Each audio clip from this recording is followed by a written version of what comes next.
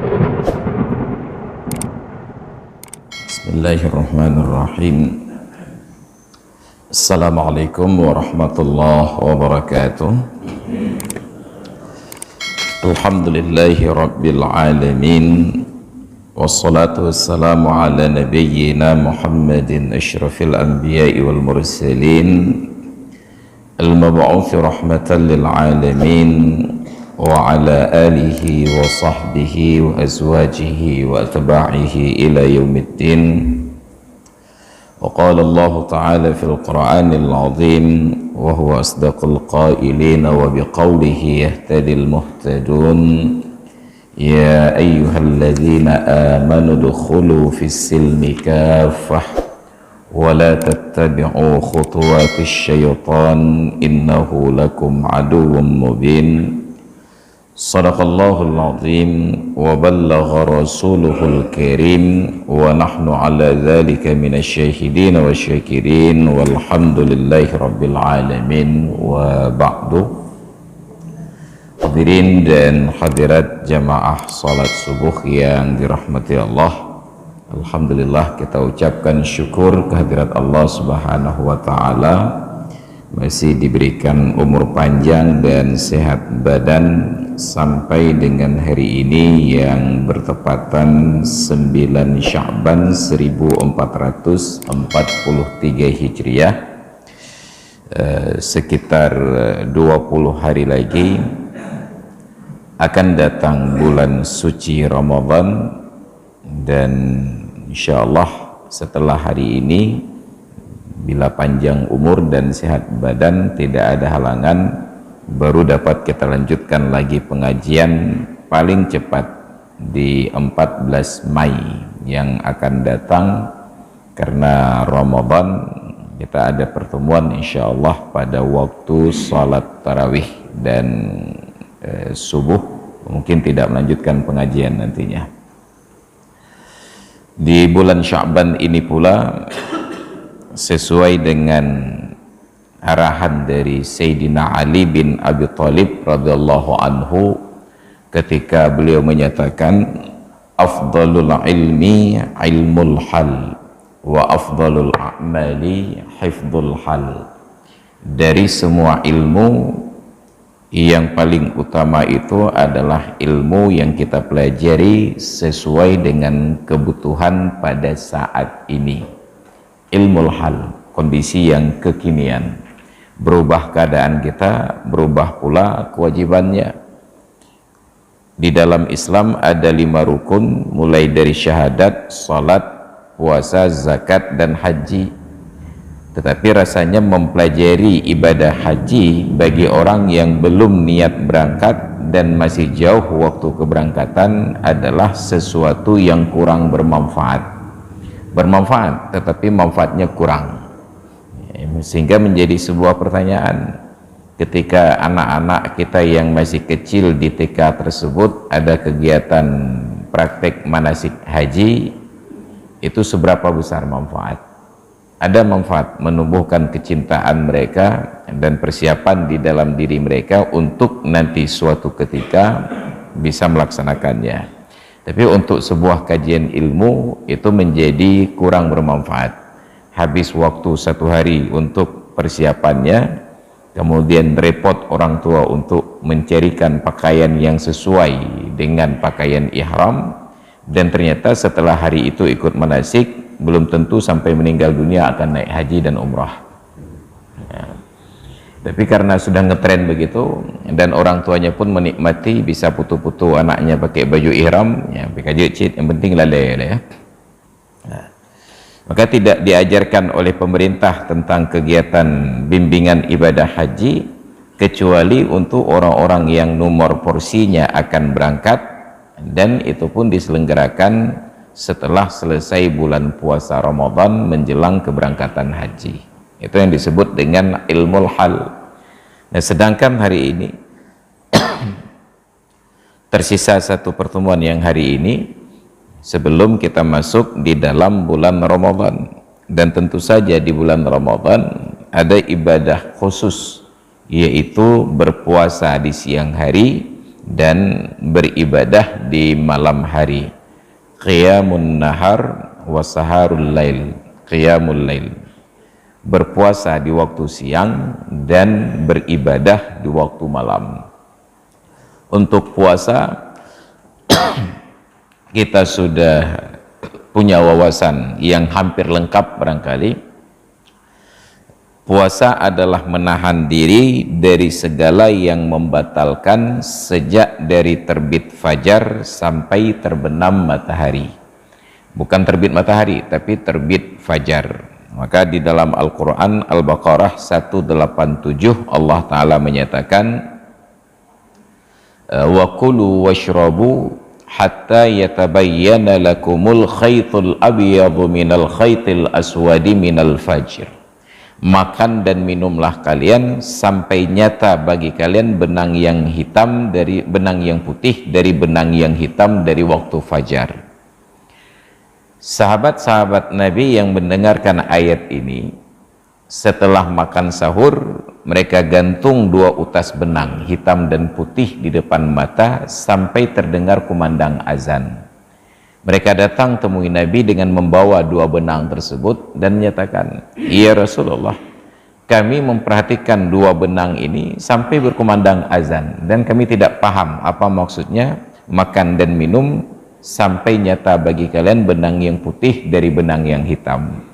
Maka tersenyum Nabi menjawab, "Subhanallah, hanya saja benang yang putih adalah terangnya fajar, sedangkan benang yang hitam adalah gelapnya malam." Jadi bukan harus melihat benang secara harfiah. Nggak ada di antara kita yang waktu fajar itu gantung-gantung benang. Tapi demikianlah para sahabat dahulu memahaminya secara harfiah. Jadi itu menjadi gambaran bagi kita bahwa Al-Quran itu tidak dipahami dengan terjemahan. Al-Quran itu dipahami dengan penafsiran. Karena kalau dengan terjemahan sangat banyak yang kacau. Makanya kacaulah kawan-kawan kita yang ngaku-ngaku salafi gitu. Karena salah fikir. Mereka fikir dengan hafal Al-Quran dan terjemah itu bisa langsung menjadi mufti. Padahal di zaman Rasulullah ketika beliau wafat, kata Anas bin Malik, di antara para sahabat yang hafal Al-Quran itu hanya ada 4 orang. Bayangkan dari sekian banyak sahabat Nabi, 4 orang yang hafal Al-Quran. Baru setelah itu bertambah. Kenapa? Karena tidak menjadi prioritas untuk hafal. Yang jadi prioritas adalah paham. Maka ketika Abu Bakar menjadi khalifah, setelah peperangan Yamamah melawan Musailamah Al-Kadzab, ada banyak sahabat-sahabat yang hafal Al-Quran meninggal dunia. Sayyidina Umar saking khawatirnya Al-Quran itu hilang dari dada umat Islam, beliau sarankan agar tulisan-tulisan Al-Quran itu dikumpulkan dalam satu bundel. Barulah kemudian ada penulisan dan pengumpulan Al-Quran. Nah, ini tentang puasa. Bulan Ramadan tidak mengubah apapun dari kebiasaan hidup kecuali menggeser jadwal makan. Dari hari-hari seperti sekarang kita makan sejak terbit fajar sampai sebelum terbenam matahari. Nanti di bulan Ramadan berubah siklusnya menjadi makan sejak terbenam matahari sampai sebelum terbit fajar. Hanya itu saja yang berubah, yang lain tidak. Salat fardunya tetap sehari semalam 5 waktu, tidak bertambah. Tapi kenyataannya berubah karena ada satu salat fardu yang hilang dari peredaran, nggak pernah kita dengar dalam sebutan, yaitu salat isya. Hilang di bulan Ramadan. Jadi asal ketemu ada janjian sesuatu, kapan nanti kita ketemu? Nantilah habis salat tarawih. Kalau ada acara buka puasa bersama, ada yang buru-buru mau pulang, kita tanya, home karatak tarawih nunggu. Jadi nggak pernah ada lagi yang menyebutkan salat isya, dan itu menjadi masalah tersendiri. Masalah yang kedua, karena tarawih dan isya kita berlanjut dalam satu paket, apa yang terjadi? Boleh jadi ada sebagian di antara orang-orang Islam di bulan Ramadan itu datang ke masjid, mau datang ke masjid untuk salat isya, tapi karena teringat tarawih, akhirnya dia gugurkan keinginan tersebut. Kenapa? Karena dia sanggup sholat isya berjamaah, hanya tidak sanggup melanjutkan sholat tarawih saja. Dia menyukai aja ada kerja wali ya, terus yang pihak kan. Dia akhirnya akan gubek aja mentang. Maka gugur, gagal keinginan untuk mengerjakan sholat isya berjamaah hanya gara-gara ancaman sholat tarawih di depannya. Ancaman dalam tanda kutip. Karena itu dalam banyak kesempatan saya katakan, di zaman Rasulullah, Abu Bakar, Umar, Utsman, Ali, sahabat tabi'in dan generasi setelahnya, salat tarawih mereka itu tidak seperti kita. Dipisahkan antara salat isya dengan salat tarawih. Rasulullah salat isya dengan para sahabat. Selesai salat isya pulang. Tidak ada yang tahu Nabi kembali ke masjid untuk salat malam bulan Ramadan, kecuali karena di masjid ada beberapa orang jomblo yang tidur di sana. Melihat Nabi datang salat, mereka ikut bergabung. Luar biasanya, mereka tidak bertanya kepada Nabi, "Ya Rasulullah, salat ini namanya apa?" Mereka tidak pula bertanya kepada Nabi, "Ya Rasulullah, salat ini jumlah rakaatnya berapa?" Andai kata ada pertanyaan tersebut, maka sungguh khilafiyah tentang 8 dan 20 sudah selesai sejak dari awal. Makanya para ulama mengkaji dan mereka dapati salat malam bulan Ramadan itu ada 2 nama. Sebagaimana salat sebelum subuh tadi, ada salat sunat fajar dengan salat qabliyah subuh. Untuk salat malam bulan Ramadan itu nama aslinya adalah Qiyamu Ramadan. Maka selalu ada kata siyam dan qiyam. Dan untuk salat malam itu Nabi menyebutnya man qama ramadhana imanan wahtisaba ghufira lahu ma taqaddama min dzambih. Barang siapa yang bangun di malam bulan Ramadan dengan penuh keimanan dan keikhlasan, niscaya diampuni dosa-dosanya yang telah lalu. Jadi bahasanya itu bangun. Kata para ulama, la yusammal qiyamu qiyaman illa ba'da niyamin. Tidak dinamakan salat malam itu dengan kata-kata qiyam kecuali karena diawali dengan niyam. Tidur dulu baru bangun untuk salat. Sedangkan kita enggak tidur-tidur langsung salat. Kapan tidurnya? Sambil salat. Kenapa? Karena dari subuh jam 4 sudah tidak istirahat. Apalagi ibu-ibu, dari jam 3 itu sudah bangun persiapan masak sahur. Enggak tidur lagi. Begitu bangun masak, setelah masak makan sahur, setelah makan sahur salat subuh, setelah salat subuh asmara subuh, kemudian lanjut dengan masuk kantor. Pulang kantor sudah mulai berbelanja, persiapan buka puasa. Kalau belum tiba waktunya, kemudian ada acara pulalai puasa BIMO. Sekarang namanya ngabuburit. Mungkin dulu namanya lari terbirit-birit. Ngabuburit. Buka puasa, lanjut sholat maghrib, kemudian makan malam. Bayangkan kesibukan sejak dari jam 3 sampai pada saat itu belum istirahat sama sekali, lanjut dengan sholat isya, lanjut dengan sholat tarawih dan sholat witir. Untuk orang yang sholat tarawih 8 rakaat saja, totalnya itu sudah 19 rakaat. Kenapa? Karena ada sholat tahiyatul masjid 2 rakaat, sholat isya 4 rakaat, ba'diyah isya 2 rakaat, 8 tambah tarawih 8, 16 tambah salat witir 3, 19 rakaat salat dikerjakan oleh orang yang belum istirahat dari jam 3 pagi. Maka leket tengok lah sembahyang maka sungguh tidak ideal. Makanya Sayyidina Umar ketika di zaman beliau digagas agar salat malam bulan Ramadan dikerjakan di masjid secara berjamaah, beliau tunjuk 2 orang untuk menjadi imam secara bergantian. Ada Ubay bin Ka'ab radhiyallahu anhu dan Tamim Ad-Dari radhiyallahu anhu. Berjamaahlah di masjid. Sayyidina Umar setelah selesai salat isya pulang.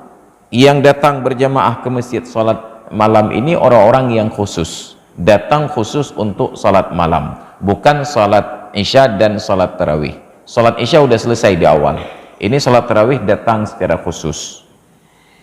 Ketika sedang berlangsung salat tersebut, sampailah Sayyidina Umar ke masjid dan beliau perhatikan orang sedang berjamaah mengikut seorang imam. Ketika malam sebelumnya terpisah, tercerai-berai. Ada satu orang di sudut ini berjamaah salat, dua orang berjamaah, tiga orang berjamaah, dan seterusnya. Fa idzahum auza'un mutafarriqun, mereka itu terpecah belah beberapa kelompok, diarahkan untuk satu imam. Maka kata Sayyidina Umar, di malam ketika mereka berjamaah ke seorang imam, ni'matil bid'atu hadhihi, bid'ah yang paling bagus itu yang seperti ini. Bayangkan, Sayyidina Umar saja ada yang menyatakan bid'ah yang bagus. Datang orang-orang salafi ini katakan setiap bid'ah itu sesat. Ini kan lebih malimuknya dengan Sayyidina Umar. Ni'matil bid'atu hadhihi, bid'ah yang paling bagus itu seperti ini. Apa makna bid'ah di situ? Ada beberapa kemungkinan. Kemungkinan yang pertama, bahwa salat itu berjamaah. Karena di zaman Nabi terakhir para sahabat salat malam bulan Ramadan dengan Nabi berjamaah, kemudian malam yang ketiganya Nabi tidak keluar sampai masuk waktu subuh, dan Nabi katakan, laqad alimtu sani'akumul lailah, saya tahu aktivitas kalian tadi malam, duduk di masjid menanti saya untuk salat berjamaah. Wa ma mana'ani minal khuruji, dan tidak ada yang menghalangi saya untuk keluar, illa anni khasyitu an tufrada alaikum fata'jazu, kecuali karena khawatir saja bila 3 malam berturut-turut saya keluar salat dengan kalian, Allah wajibkan salat ini dan kalian gak sanggup.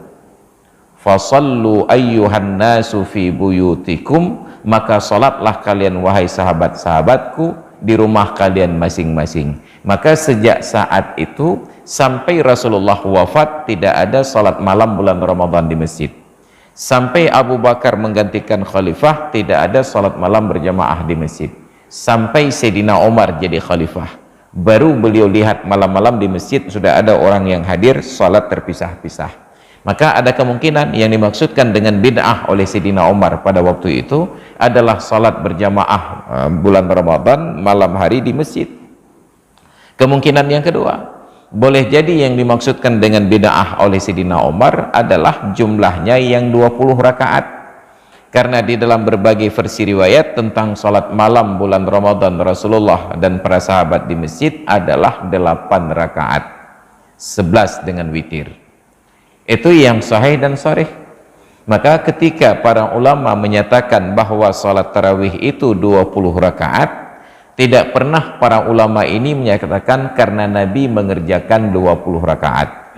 Jadi dasar 20 rakaat, semua para ulama menyatakan, yang berpendapat 20 rakaat, lima fa'alahu sahabatu min zamani Umar, min asri Umar ila zamanina hadha, berdasarkan praktek yang dikerjakan oleh umat Islam dari kalangan para sahabat sejak dari masa Sayyidina Umar sampai ke zaman sekarang. Makanya di Masjidil Haram itu tetap tarawih 23 rakaat dari masa Sayyidina Umar sampai hari ini. Nah, anomalinya, konon katanya di Arab Saudi itu orang Wahabi.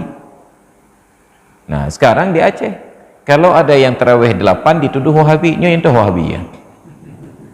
Yang 20 Wahabi atau yang 8 Wahabi? Kalau benarlah yang disebut Wahabi itu orang yang di Arab, maka sungguh orang Wahabi di Arab salat tarawih 20. Maka yang Wahabi itu yang 20.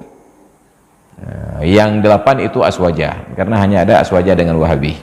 Kecuali ada satu lagi Aswabi, semi Aswaja, semi Wahabi. Atau kemungkinan yang ketiga, yang dimaksudkan dengan bid'ah itu adalah bahwa salat malam bulan Ramadan itu dikerjakan di awal malam. Karena di zaman Nabi salat malam bulan Ramadan itu dikerjakan setelah lewat tengah malam, jam 1 ke atas, jam 2 atau jam 3. Makanya Sayyidina Umar ketika melihat mereka salat di awal waktu malam, beliau lanjutkan, walladzina yanamuna anha afdalu minal ladzina yusallunaha.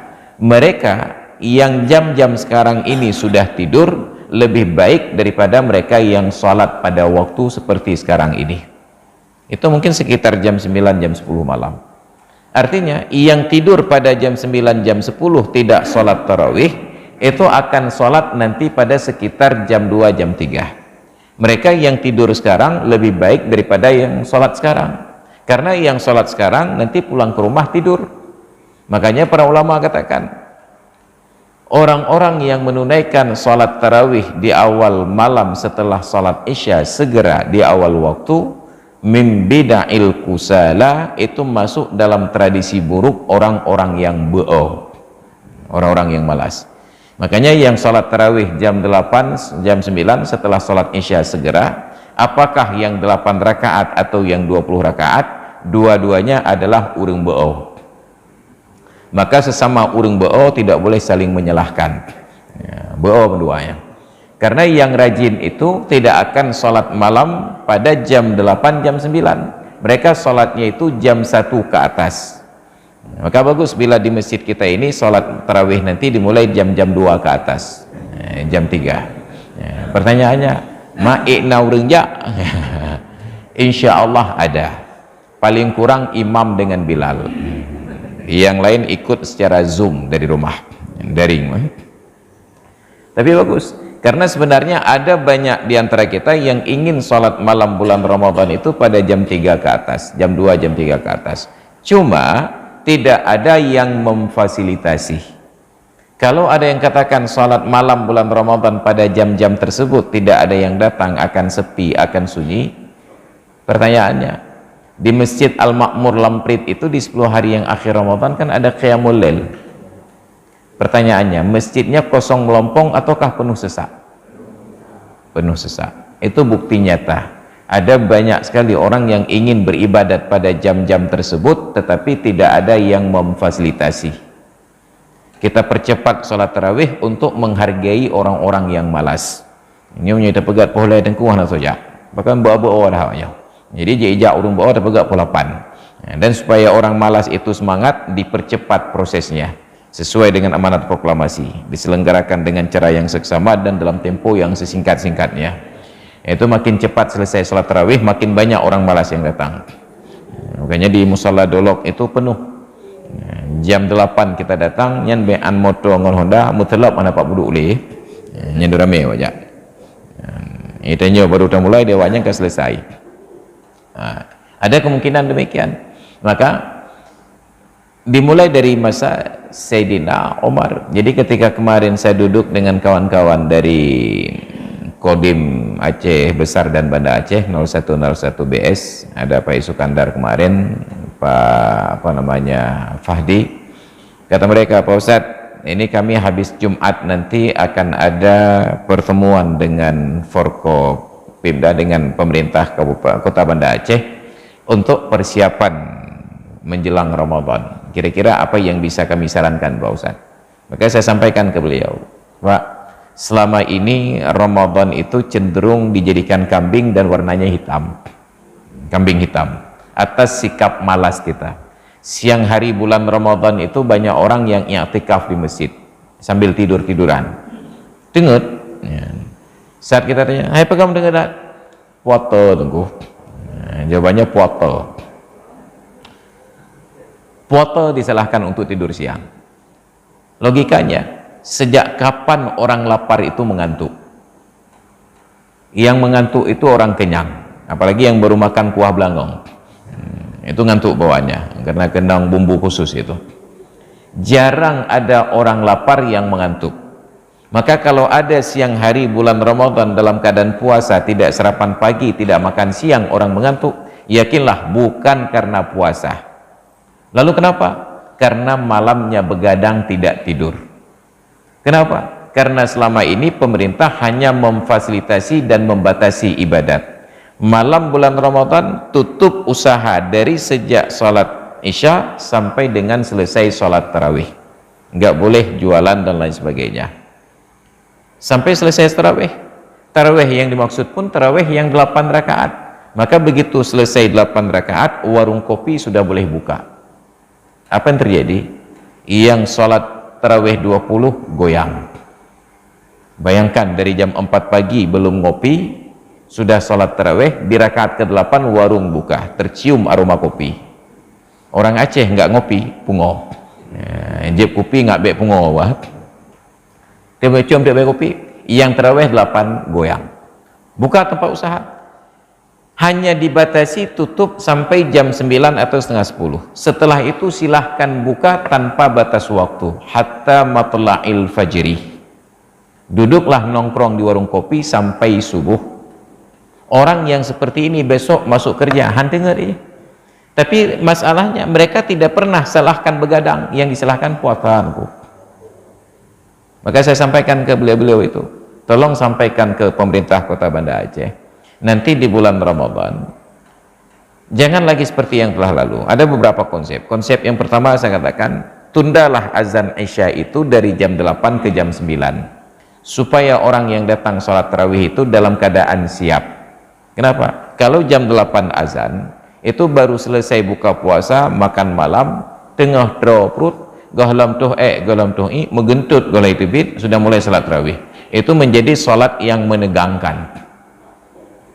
Berikan ruang sedikit sampai jam 9. Maka orang-orang yang setelah buka puasa ngantuk mau tidur, masih ada waktu 2 jam lagi untuk berkumandang azan Isya dan salat tarawih.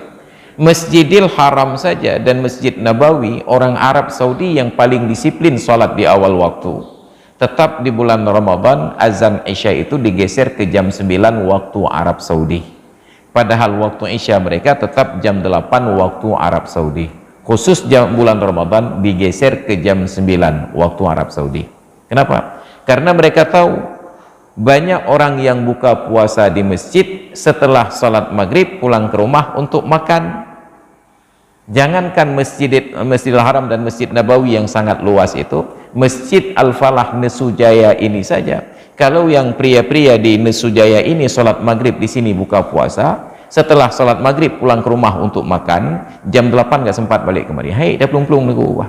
Makanya masjid-masjid di Aceh di waktu maghrib itu kosong melompong, nggak ada yang sholat berjamaah. Maka kalau tidak ada orang yang sholat berjamaah maghrib di masjid bulan Ramadan, itu penyebabnya ada 2. Yang pertama ibu-ibu, dan yang kedua BKM. Apa kesalahan ibu-ibu? Menyediakan makanan berbuka yang enak di rumah. Maka nanti supaya bulan Ramadan bapak-bapaknya buka puasa di masjid, antarkan makanan berbuka ke masjid, kue, legok, iwo timon, esteler, ini masjid. Yang laki-laki buka puasa di rumah, berikan air mineral saja, celing, aqua, ada juga. Jadi kalau ada yang bertanya, hai ibu timon Pak Cid, ibu timon di masjid. Jadi kalau ada yang laki-laki buka puasa di rumah, kasih air mineral saja kan, celing deh juga, ataupun aqua aja, lagak juga masanya. Nah, itu insya Allah akan ke masjid.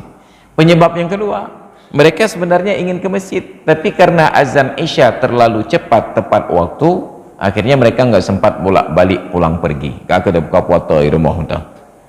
Maka ini kesalahan yang fatal. Jadi saya sarankan alternatif yang pertama, tunda azan Isya ke jam 9. Dan kami di Kota Madia Cet Keeng itu sudah jalankan dari Ramadan yang lalu, azan Isya itu jam 8 lewat 20 menit untuk mempertemukan khilafiyah antara 8 dan 20. Nah, maka azan Isyanya jam 8 lewat 20 menit. Di awal-awal pelaksanaan banyak yang keberatan, komplain, karena mereka sudah terlanjur datang jam 8 ke masjid, tapi baru azan 20 menit kemudian. Mereka gugat, apakah anak salam? Padahal rencana kami azannya jam 9. Tapi karena sudah terlalu digugat-gugat, akhirnya panitia nggak tahan, kakek azan juga ya. Jam 8 20 menit. Setelah beberapa malam berjalan, akhirnya mereka merasa nyaman. Hayu cik lagi nyaman. Kenapa? Karena setelah berbuka puasa tidak terburu-buru datang ke masjid. Itu metode datang ke masjid. Maka tahun ini kami lanjutkan tetap jam 8.20. Konsep yang kedua saya tawarkan, kenapa tidak pemerintah ini survei masyarakat? Warga masyarakat itu ingin nongkrong di warung kopi mencari rezeki sampai jam berapa? Oh, sampai jam 11 Pak. Oke, dari habis maghrib sudah boleh buka tempat usaha, datang ke masjid untuk salat Isya jam 8, lanjutkan usaha, lanjutkan nongkrong di warung kopi, lanjutkan diskusi sampai jam 11. Jam 11 tinggal dua pilihan, tutup tempat usaha, yang mau ibadat ke masjid, yang mau istirahat ke rumah. Maka jam 11 tutup semua tempat usaha, hanali duduk kedai kopi. Itu insya Allah semua orang istirahat atau semua orang ibadat. Yang ibadat tidur di masjid, yang istirahat tidur di rumah. Maka insya Allah siang hari bulan Ramadan kita akan bersemangat. Dan alhamdulillah itu dicatat oleh bapak-bapak ini tadi, dan mudah-mudahan itu bisa ada perubahan sedikit lah. Karena panitia Masjid Raya itu memang sudah batat tunggang hati mubahli. Saya sudah sarankan dulu sekitar 2018 ada acara peringatan Isra dan Mi'raj di Masjid Raya Baitur Rahman, saya diundang jadi penceramah. Saat itu Pak Nova Iriansyah masih berstatus PLT. Setelah selesai ceramah masuk dalam ruang imam, diskusi. Jadi Pak Nova, saya, Kepala Dinas Dayah, kemudian ada beberapa pejabat yang lain, di belakang saya duduk Imam Besar Masjid Raya, jabatannya Imam Besar. Saya tanya ke Pak Nova, Pak Gub, apa tidak mungkin di Masjid Raya Baitur Rahman ini di bulan Ramadan azan Isya ditunda ke jam 9? Dan respon beliau itu luar biasa, sangat mungkin Pak Ustadz. Bahkan kami di kantor Partai Demokrat yang di Lungbata itu, kalau ada acara buka puasa bersama, kami undang seorang ustadz secara khusus untuk mengimami sholat Isya dan Tarawih pada jam 9. Sangat mungkin Pak Ustadz, kata beliau. Dan saya kagum untuk sikap beliau. Lalu beliau tanya ke Kepala Dinas Dayah, bagaimana di Dayah Pak Kadis? Pak Usamah waktu itu jadi Kadis menjawab, kami di Dayah Pak Gub, Pak PLT, memang sholat Tarawih itu dari zaman dulu jam 11. Oh pucik garudat, enggak cocok, ada beliau. Maka ditanyalah ke Imam Besar Masjid Raya, bagaimana Pak Imam? Imam Besar Masjid Raya yang meruntuhkan semangat. Kata beliau, kalau jam 9 kita azan Isya Pak Gub, enggak ada yang datang ke masjid untuk sholat. Langsung dibantah oleh gubernur, kalau Masjid Raya jangan khawatir, jam berapapun kita azan, tetap ada orang yang datang untuk sholat. Maka beliau arahkan kepada Kepala Dinas Syariat Islam dan Kepala Biro Kesra, Pak Dr. Alidar MK dengan Pak Zahrul Fajri waktu itu, tolong dirumuskan konsepnya agar di bulan Ramadan ini kita mulai kumandang azan Isya jam 9. Masuk bulan Sya'ban, 15 hari menjelang Ramadan, saya di WA oleh Dr. Alidar MK. Apa kata beliau? Pak Ustadz, kayaknya Ramadan ini nggak mungkin kita eksekusi karena terburu-buru waktunya. Insya Allah nanti Ramadan tahun depan kita rampungkan rumusannya dan kita surati kabupaten kota bahwa Masjid Raya Baitur Rahman mulai dari tahun 2019 Ramadan azan Isyanya jam 9. 2019 ternyata tidak jadi. Saya tanya kepada beliau, nyapakan anak? Kata beliau, hai tepuk Masjid Raya Ustaz, batak-batak dah banyak. 2020 sudah Covid, 2021 masih Covid. Maka ketika kemarin Abu Daud Zamzami, ketua MPU meninggal dunia, Allah maghfir lahu, datang kami bertakziah karena saya memang panitia sebab murid di pesantren tersebut. Ketika sedang melayat pada acara Samadiyah dan Tahlil, terlihatlah Pak Zahrul Fajri dengan Pak MK Alidar datang bersamaan. Saya langsung duduk di samping beliau. Saya bilang, nyelenduk wabiniran kena tunggai utang. Saya bilang ke Pak Alidar, kaget lah, utang apa Ustaz? Utang azan Isya bulan Ramadan poh tikudeng. Itu 2001 yang lalu. Beliau geleng-geleng pula, hai tepuk Masjid Raya, tungang-tungang dah banyak, kata beliau. Ini PR kita. Padahal kalau Masjid Raya berubah, semua masjid di Aceh berubah. Kalau kita di Masjid Al-Falah ini mau berubah, Masjid Raya tidak berubah, panitianya punya beban moral. Kenapa? Karena nanti jemaah datang kemari jam 8, belum azan, digugat oleh jemaahnya, apakah hana bang loh, Masjid Raya kayak bang lah. Tapi kalau Masjid Raya azan jam 9, kita azan jam 8, itu pun digugat. Yang pun awal azan, Masjid Raya mudah hana azan loh. Tetap Masjid Raya yang jadi ukuran, tapi Masjid Raya high-tech ya. Jadi ini PR kita, jadikan ibadah itu. Kemudian yang kedua, malam bulan Ramadan itu ada Lailatul Qadar. Lailatul Qadar ini misteri, sama seperti misterinya di bulan Sya'ban ini di tanggal berapa Allah angkat amalan kita. Maka kata Rasulullah kepada cucu beliau, cucu angkatnya Usamah bin Zaid, saat Usamah bertanya, "Ya Rasulullah, kenapa kami perhatikan engkau sangat sering berpuasa sunat di bulan Sya'ban?" Apa jawaban Nabi? "Dzaka syahrun yaghfulu anhu katsirum minan nas." Bulan Sya'ban itu bulan yang banyak dilalaikan oleh manusia. Baina Rajab wa Ramadan, karena kedudukannya di antara bulan Rajab dan bulan Ramadan. Bulan Sya'ban itu istimewa, tapi karena diapit di antara dua bulan yang lebih istimewa, keistimewaannya itu tidak terlihat. Kecil itu hebat. Maka di Nesu, kecil Nesu itu dicari-cari oleh warga Nesu. Tapi suatu hari Pak Kecil duduk diapit di antara wali kota dengan gubernur. Nyana orang nak merompok ya. Hilang pamor Pak Kecil karena sebelah kanan ada wali kota, sebelah kiri ada gubernur. Maka demikianlah Sya'ban ini hebat. Tapi karena sebelah kanannya ada Sya'ban, sebelah kanannya ada Rajab, sebelah kirinya ada Ramadan, Sya'ban ini diabaikan. Maka kata Nabi, fihi turfa'u a'malu ummati, di bulan Sya'ban itu Allah angkat amalan umatku. Kapan? Rasulullah tidak tahu. Fa uhibbu an ayyurfa'a amali wa kuntu sha'iman, maka aku berharap ketika amalanku diangkat, aku dalam keadaan sedang berpuasa. Andai kata Nabi tahu di tanggal berapa diangkat, di tanggal itu boleh puasa. Karena tidak tahu, maka beliau perbanyak puasa. Mudah-mudahan salah satu hari-hari puasa tersebut bertepatan dengan diangkatnya amal.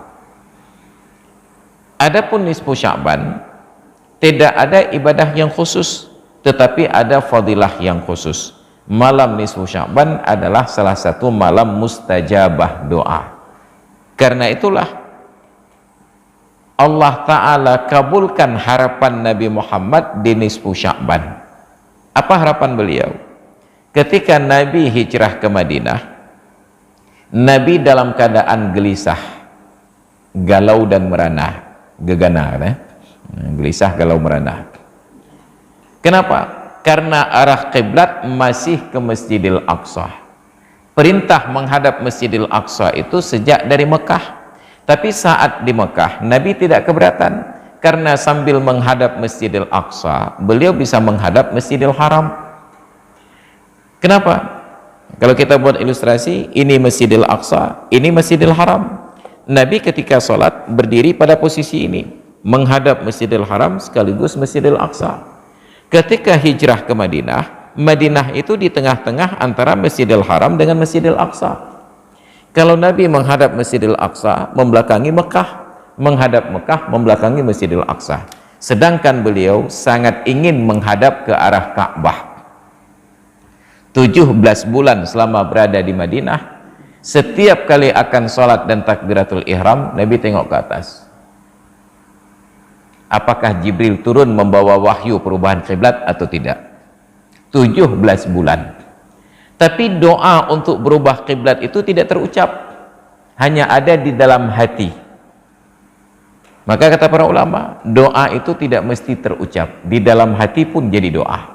Kapan dikabulkan oleh Allah? Di nisfu Sya'ban.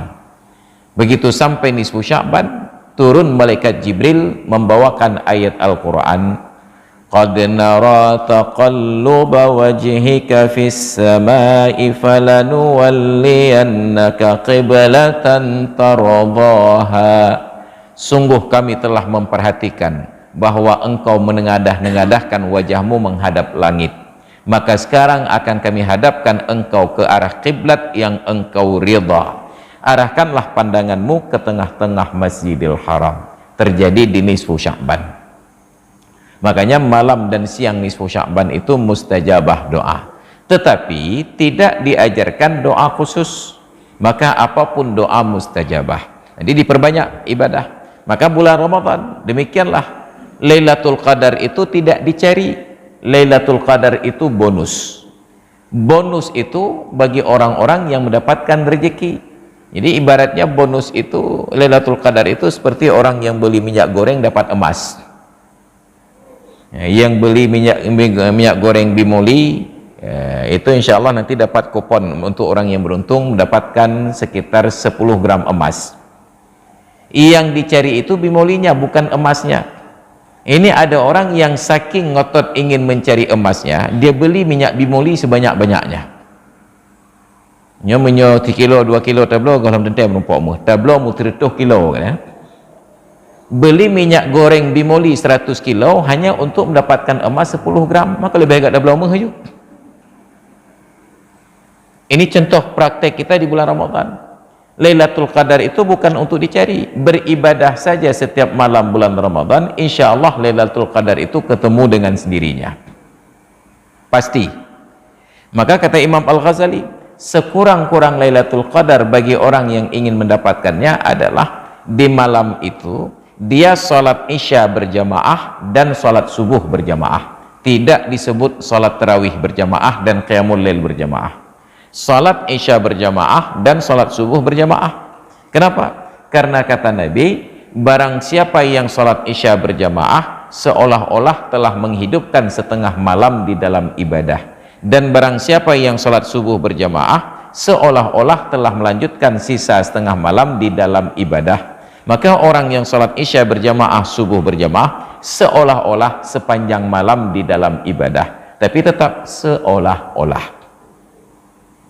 Tiga olah tangga lain kan, nyu dua olah. Jadi karena itu pahami ibadah itu secara luas, bukan hanya rukuk dan sujud. Kalau hanya ibadah rukuk dan sujud, maka sungguh ibadah itu sempit sekali, dan itu yang selalu kita gugat. Kenapa kita hanya mengapresiasi orang yang meninggal ketika sedang sujud di dalam masjid? Mutuah datang anak tersangka, ya Allah hekanya pencuri 7 habis umur tengah sujud. Ada orang yang sedang beribadah wajib, cari nafkah, pakai sepeda ontel, jak mugengkot, kecelakaan di jalan, meninggal. Orang tua melihat orang tua meninggal di jalan, kita cemooh, hana moho katuha mentang melikak-likak berjalan, kata duduk meratib rumah. Padahal meninggalnya ibadah wajib, mencari nafkah yang wajib, dicemooh. Yang meninggal di masjid ketika sedang sujud kita apresiasi, padahal belum tentu sedang ibadah. Tengah sujud niku belum tentu. Kalau kita perburuk sangka kita, boleh jadi yang meninggal sedang sujud ini nauzubillah pencuri, datang ke masjid untuk dinas, kamuflasenya dia sholat dulu, nyabah tengah-tengah sujud nanti ada puplung tahu bapaknya. Ternyata Allah berkehendak lain, sedang sujud meninggal dunia, orang apresiasi, ya Allah hana tetangka pencuri 7 habismu dengan sujud. Tapi syukurlah kita berbaik sangka untuk bab tersebut. Cuma tidak adil untuk orang yang meninggal ibadah wajib sedang mencari nafkah di jalan kita cemooh. Ana moho katuha mentang melika-lika berjalan kan meratip-meratip ke rumah. Padahal sedang beribadah wajib. Maka jangan persempit makna ibadah Lailatul Qadar itu hanya tentang sholat saja. Ibu-ibu di rumah yang sedang masak persiapan makan sahur dapat Lailatul Qadar ibadah. Orang laki-laki yang sedang istirahat tidur malam di rumah dengan niat supaya besok semangat bekerja mencari nafkah, ibadah. Syaratnya niat. Bahkan orang yang dapat Lailatul Qadar ketika sedang sholat belum tentu ibadah kalau tidak ada niat. Innamal a'malu binniyat, hanya saja amalan itu berdasarkan niat. Maka anomali itu terjadi. Betapa banyak para pegawai yang minta cuti di 10 hari yang akhir bulan Ramadan hanya untuk i'tikaf dan qiyamul lail. Dia berhenti dari ibadah wajib, bekerja di kantor mencari nafkah yang halal, untuk fokus pada ibadah sunat, duduk i'tikaf di masjid mencari pahala.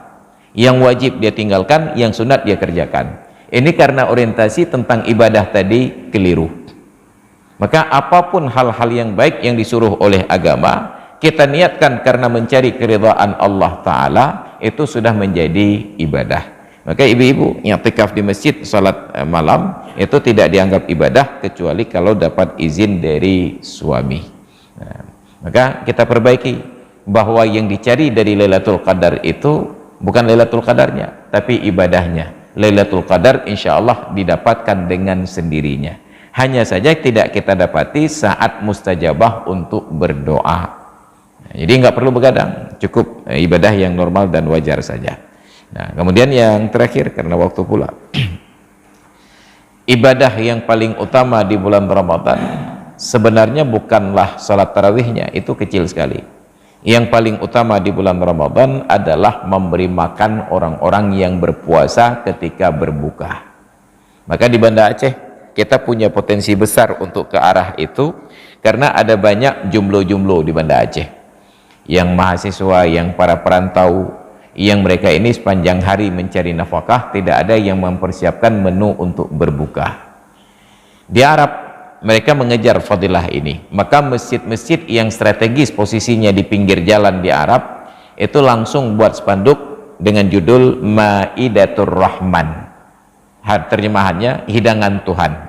Artinya siapapun yang ketika waktu berbuka puasa lewat di depan masjid kami, nggak perlu kebut-kebutan pulang ke rumah, singgah di masjid kami saja, tersedia penganan berbuka puasa dan sholat maghrib berjamaah. Lalu oleh panitia masjid dilelang tawaran kenduri buka puasa itu kepada warga-warga sekitar.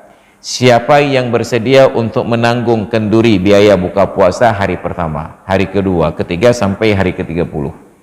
Tidak jarang ada orang-orang yang mudah rezeki langsung borong. 30 hari buka puasa di masjid saya yang tanggung. Tapi ditolak oleh panitia masjid. Kebaikan harus dibagi-bagi. Be'edra mentang tamang syurga tidak apa. Maka 30 hari buka puasa ditanggung oleh 30 orang yang berbeda.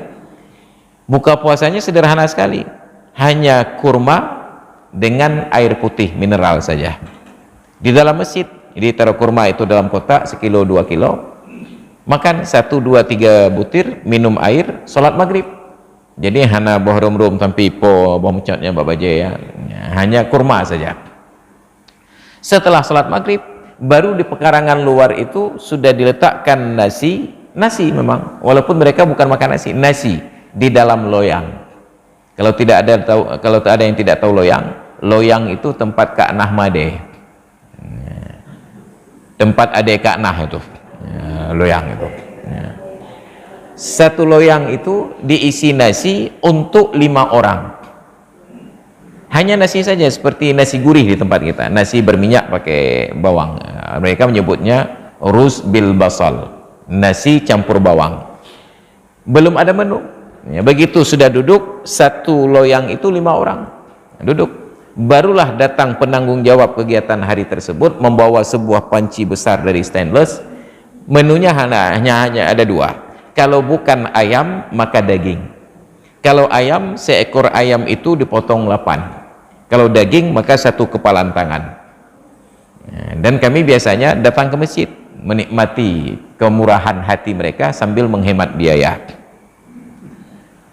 Masalahnya 5 orang tersebut gabung semuanya, dan orang Aceh paling eksklusif hidupnya, tidak mau bergabung kecuali dengan sesama orang Aceh. Maka cari 5 orang Aceh dulu baru duduk. Karena bila hanya 4 orang Aceh saja, ada 1 orang yang muat yang lain, nanti akan bergabung seorang Afrika, gagal acara buka puasa.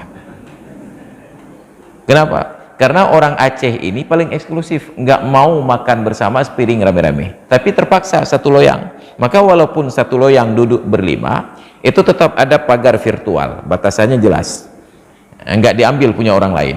Tapi kalau masuk orang Afrika 1 orang, itu diaduk kayak mulen, hiro kuah dia aduk-aduk, nah kakak habis selera makannya. Maka duduk 5 orang, dibagi.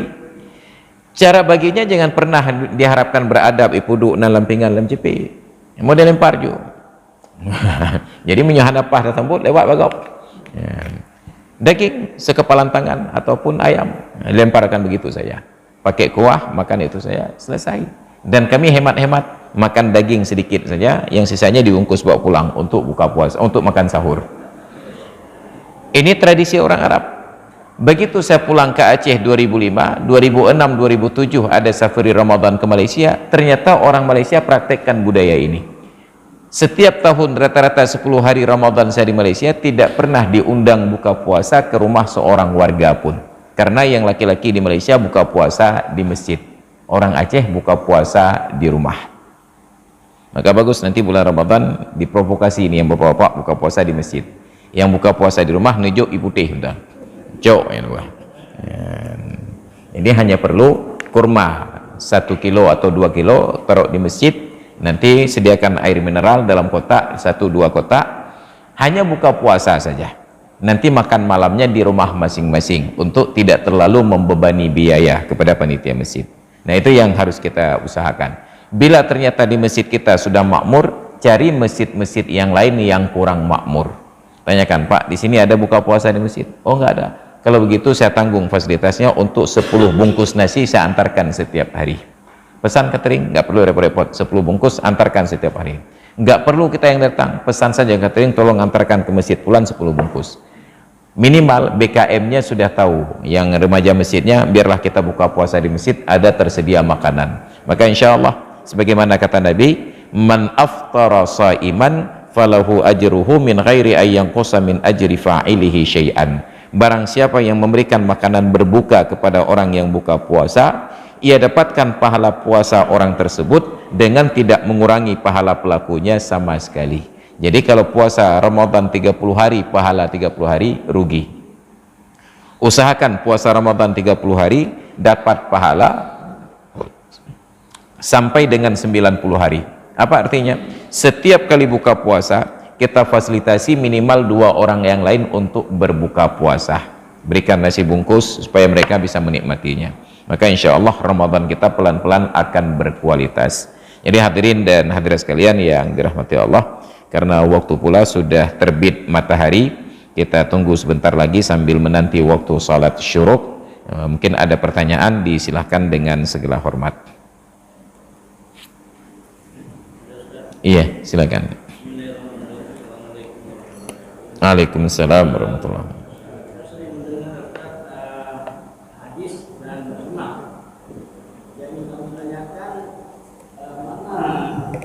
Jadi kami tanyakan mana dikatakan hadis dan mana dikatakan sunnah. Waalaikumsalam warahmatullahi wabarakatuh. Hadis dan sunnah ada keserupaan dan ada pula perbedaan. Dari sisi bahasa, hadis itu ada arti baru, hadis itu ada arti bicara, haddasa, kadzdzaba, nanti tentang orang munafik. Sedangkan sunnah secara bahasa artinya adalah tradisi. Tradisi. La tattabi'unna sunnana man qablakum shibran bi shibrin wa dhira'an bi dhira'in, dalam hadis Nabi. Sungguh kalian akan ikuti tradisi umat-umat sebelum kalian, sejengkal demi sejengkal, sehasta demi sehasta, sehingga bila mereka masuk lubang biawak, kalian pun terjerumus ke dalamnya. Tapi secara umum ketika disebut hadis ataupun sunnah, itu artinya adalah hadis secara definitif. Apa itu hadis? Ucapan, perbuatan, dan sikap yang disandarkan kepada Nabi Sallallahu Alaihi Wasallam. Ucapan beliau, sikap beliau, dan keputusan beliau, takrir. Apa makna ucapan? Nabi berkata. Apa arti perbuatan? Ada sahabat Nabi yang melihat Nabi melakukan sesuatu, ra'aitu Rasulullah Sallallahu Alaihi Wasallam, melihat, diceritakan, itu menjadi hadis. Apa itu takrir? Ada orang yang berbuat di depan Nabi, Nabi setuju atau Nabi tidak setuju, itu disebut dengan takrir. Nabi tidak berucap, Nabi tidak melakukan, tetapi Nabi melihat, tapi beliau biarkan. Itu menunjukkan itu bahagian dari sunnah. Nah, sedangkan sunnah itu lebih umum lagi. Sunnah itu ada maknanya secara definitif sebagai salah satu hukum taklifi, dikerjakan berpahala, ditinggalkan tidak berdosa. Sunnah itu bisa berarti gaya hidup. Maka ketika Nabi katakan an-nikahu sunnati, nikah itu adalah sunnahku, itu bukan berarti hukum nikah itu sunat, tetapi nikah itu adalah gaya hidup Nabi. Maka orang yang benci pada pernikahan, benci kepada gaya hidup Nabi. Sedangkan hukum kawin itu sendiri bisa jadi wajib, bisa jadi sunnah, bisa jadi makruh, bisa jadi haram. Kapan kawin menjadi wajib? Orang laki-laki yang hasrat birahinya sudah menggebu-gebu, sudah punya kemampuan untuk kawin, kalau tidak kawin dia terjerumus kepada prostitusi, maka kawin baginya menjadi wajib. Siapa yang haram kawin? Orang laki-laki yang tidak punya keinginan berkeluarga dan tidak mampu menjalankan kewajiban sebagai suami, mohon maaf, impoten umpamanya, dia kawin, Kalau dia tidak kawin, kalau dia tidak menikahi wanita tersebut, sungguh wanita ini akan mendapatkan seorang suami yang bisa berfungsi dengan baik. Hasrat seksualnya itu tersalurkan. Dapat suami yang impoten ini, terzalimi hak-haknya sebagai istri, maka menjadi haram. Jadi ketika Nabi katakan an-nikahu sunnati, nikah itu adalah sunnahku, itu artinya gaya hidupku. Faman raghiba an sunnati, siapa yang benci kepada sunnahku, dia bukanlah umatku. Jadi sunnah itu lebih umum. Sayangnya dalam diskursus selama ini, kawan-kawan kita yang salafi ini hanya mempersepsikan sunnah dengan bid'ah saja. Maka sunnah yang tidak dilakukan oleh Nabi bid'ah. Padahal yang bid'ah itu ada bid'ah yang juga hukumnya wajib, hukumnya sunat, hukumnya makruh, hukumnya haram. Kenapa? Sesuai dengan perbuatan mukallaf itu berdosa ataupun berpahala. Maka sunnah secara umum kalau disebutkan itu sholat apa? Sholat sunnah. Itu artinya hukum taklifi, dikerjakan berpahala, ditinggalkan tidak berdosa. Nyampu puasa, puasa sunnah. Itu menunjukkan dikerjakan berpahala, ditinggalkan tidak berdosa. Ketika ada orang melakukan hal-hal yang lebih besar lagi, kenapa kita tanyakan, kenapa kalian melakukan demikian? Ini sunnah Rasul, berarti itu gaya hidup beliau. Maka lawannya adalah bid'ah. Yang bid'ah belum tentu berdosa. Nanti ada yang katakan, apa dalil engkau melakukan praktek ibadah ini? Karena ada sebuah sunnah Nabi yang mengatakan, itu berarti sunnah dengan makna hadis. Nah, jadi ada perbedaan secara bahasa, ada keserupaan secara makna. Demikian. Terima kasih. Silakan ibu-ibu, mungkin ada pertanyaan.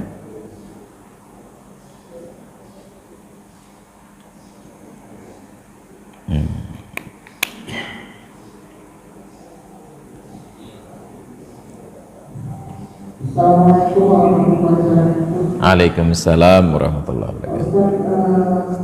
Di dalam Ramadan kita rasanya memperbanyak dan sholat dengan membaca Al-Quran. Tapi kita apa Al-Quran itu sebagai sesuatu kan? Bisa kan Pak Ustaz praktekkan kalau sholat itu kita membaca Al-Quran, ya tapi Al-Quran itu kita letakkan sekarang ada Rehat.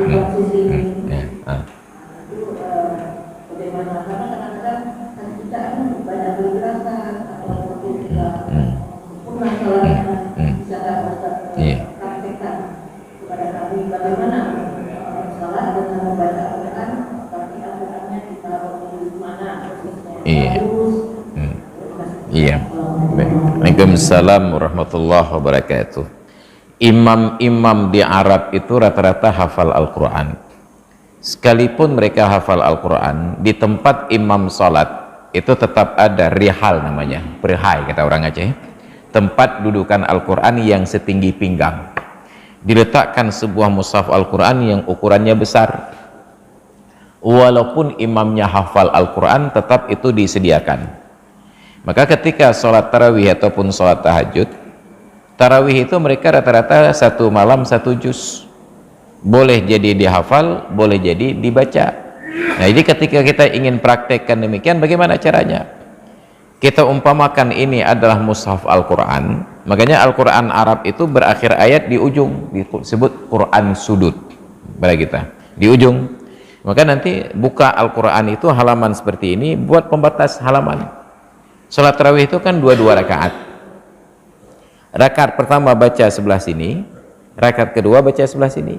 Setelah salam, nanti sebelum takbir balik dulu halamannya, buat pembatas. Rakaat pertama sebelah sini, rakaat kedua di sini. Nanti salam sebelum lanjut takbir buka lagi. Nah, bagaimana cara bacanya? Enggak masalah. Kita sambil sholat, karena posisinya mushaf ada di samping, taruh. Ini kan ketinggiannya setinggi pinggang. Bisa disesuaikan nanti di setting. Ketika takbir, Allahu Akbar, baca Al-Quran. Karena menghadap kiblat itu dengan dada, badan, bukan dengan muka. Makanya kalau ada orang yang diciptakan oleh Allah nggak simetris, muka dengan badan model begini, itu salatnya bukan begini. Begini salatnya. Kenapa? Yang perlu menghadap kiblat itu badan, bukan muka. Maka boleh sambil salat melihat kemari. Nah, dibolehkan. Maka nanti cari mushaf Al-Quran yang ukurannya besar, yang tulisannya jelas. Sebab kalau Al-Quran cetakan Indonesia masih ada yang khatnya itu enggak jelas, padahal di Arab itu sudah rata-rata menggunakan khat sulus. Khat sulus itu jelas bacaannya, apalagi dengan tulisan-tulisan besar, enak bacanya, dibiasakan. Dan bagus kalau di dalam salat kita selesaikan khatam Al-Quran, lebih bagus lagi. Demikian, terima kasih. Sekarang malah sudah dibuat dalam bentuk tripod begitu ya, tripod rihal Al-Quran taruh di atas. Itu sudah di toko-toko buku itu sudah disediakan Quran-Quran yang ukuran besar, insya Allah bagus untuk dibaca. Baik hadirin dan hadirat sekalian yang dirahmati Allah, sudah jam 7 kita padakan kajian sampai di sini. Mudah-mudahan menjadi ilmu yang bermanfaat, dan insya Allah kita bertemu lagi nanti di bulan Ramadan untuk kegiatan Ramadan, dan setelah itu baru kita lanjutkan di bulan Mei nantinya setelah Hari Raya Idul Fitri. Wallahu a'lam bissawab wa ilaihil marji'una wal ma'ab. A'udzu billahi minasyaitonir rajim. Bismillahirrahmanirrahim. Alhamdulillahi rabbil alamin, wassalatu wassalamu ala sayidina Muhammad wa ala alihi wa sahbihi ajma'in. Allahumma rzuqna fahman nabiyyin wa hifdzal mursalin wa ilhamal malaikatil muqarrabin. Allahumma 'allimna 'ilman yanfa'una wanfa'na bima 'allamtana wa zidna 'ilman wa fahman wa alhiqna bis salihin. Rabbana ighfir lana dhunubana wa liwalidayna warhamhuma kama rabbayana shighara wa li jami'il mu'minina wal mu'minat wal muslimina wal muslimat al ahya'i minhum wal amwat. Innaka sami'un qaribun mujibud da'awati ya qadiyal hajat. Allahumma ja'al jam'ana hadha jam'an marhuma wa tafarruqana min ba'dihi tafarruqan ma'suma wa la taj'alna wala fina syaqiyya wala mahruma. Rabbana taqabbal minna du'aana innaka antas sami'ul alim wa tub 'alaina innaka antat tawwabur rahim. Rabbana atina fid dunya hasanah wa fil akhirati hasanatan wa qina adzaban nar. Wa sallallahu ala sayidina Muhammad wa ala alihi wa sahbihi ajma'in. Walhamdulillahi rabbil alamin. Al-Fatihah. Bismillahirrahmanirrahim. Ar-Rahmanir-Rahim. Maliki yaumiddin. Na'budu wa nasta'inu ihdinas siratal mustaqim. Siratal ladzina an'amta 'alaihim. Sallallahu ala sayyidina Muhammad wa sallallahu alaihi wasallam. Sallallahu ala sayyidina Muhammad sallallahu alaihi wasallam. Sallallahu ala sayyidina Muhammad. Ya Rabbi salli alaihi wasallim. Hadanallahu yakum ajma'in. Assalamualaikum warahmatullahi wabarakatuh.